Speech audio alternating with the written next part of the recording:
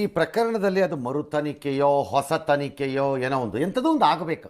ಆಗಲಿ ಅವ್ರ ತಂದೆ ತಾಯಿಗೆ ಸಮಾಧಾನ ಸಿಕ್ಕತ್ತೆ, ತಪ್ಪಿತಸ್ಥರಿಗೆ ಶಿಕ್ಷೆ ಆಗಲಿ. ಮತ್ತೆ ಅವ್ನು ಯಾವನವನು ಹೆಡೆಮುರಿ ಕಟ್ಕೊಂಡು ತರಬೇಕು. ನಂಗೆ ಅರ್ಥವಾಗದೇ ಇರೋದು ಇದರಲ್ಲಿ ಧರ್ಮಸ್ಥಳನ ಯಾಕೆ ಟಾರ್ಗೆಟ್ ಮಾಡ್ತಾ ಇದ್ದಾರೆ? ಆ ಕ್ಷೇತ್ರ ಏನ್ ಮಾಡಿತ್ತು, ಅದೇನ್ ಮಾಡಿದೆ ಅಂತ ನಂಗೆ ಅರ್ಥ ಆಗ್ತಿಲ್ಲ ಅದರಲ್ಲಿ. ಹಲೋ, ಯಾರೇ ನೀವು? ಏನ್ರಿ ಇದೆಲ್ಲ?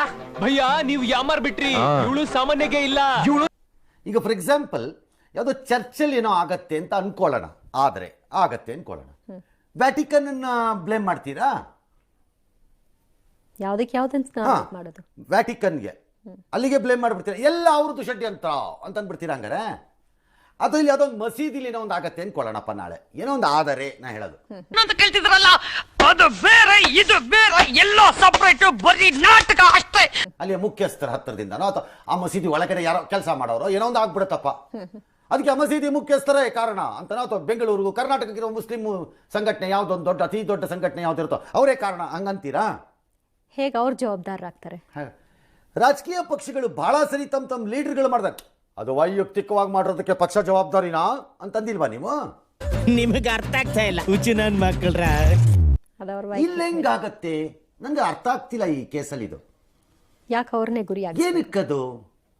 ಇದು ಪದೇ ಪದೇ ಅದೇ ರೀತಿ ನಡೆಯುತ್ತೆ ಅಂದ್ರೆ ಸಹಜವಾದ ಅನುಮಾನಗಳು ಸ್ಟಾರ್ಟ್ ಆಗತ್ತೆ, someone is trying to do something ಅಂತ. ಬಟ್ ಈಗ ಅವರು ಹೇಳಿದಾರಲ್ಲ ಅದೇನು ತನಿಖೆ ಮಾಡಿಸಿ ಅಂತ ನಾನು ಹೇಳೋದು, ಯಾತಕ್ಕೆ ಸುಮ್ಮನೆ ಇರ್ತೀರಿ? ಈ ಅನ್ಯಾಯದ ವಿರುದ್ಧ ಧ್ವನಿ ಎತ್ತೋ ಗಂಡಸು ಈ ಊರಲ್ಲಿ ಯಾರು ಇಲ್ವಾ?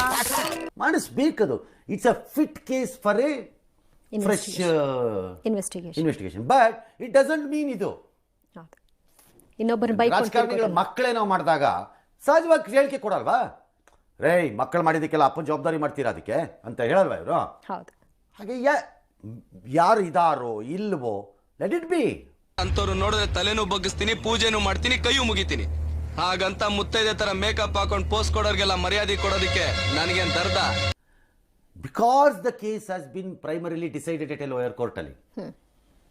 ಆದ ಕಾರಣದಿಂದ ಆಗಿರೋದ್ರಿಂದ ದರ್ ಇಸ್ ನೋ ಪಾಯಿಂಟ್ ಅವ್ರನ್ನ ಎಳೆಯೋದು ತಪ್ಪು. ಬಟ್ ಮರು ತನಿಖೆ ಆಗಬೇಕಿದು, ಫೇರ್, ವೆರಿ ಫೇರ್. ಅದು ಆ ಬಗ್ಗೆ ಮಾತ್ರ ಅದನ್ನ ಮಾಡಬೇಕು.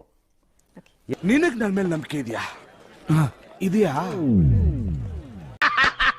ನನಗಿದ್ರ ಒಂಥರ ಸಂತೋಷ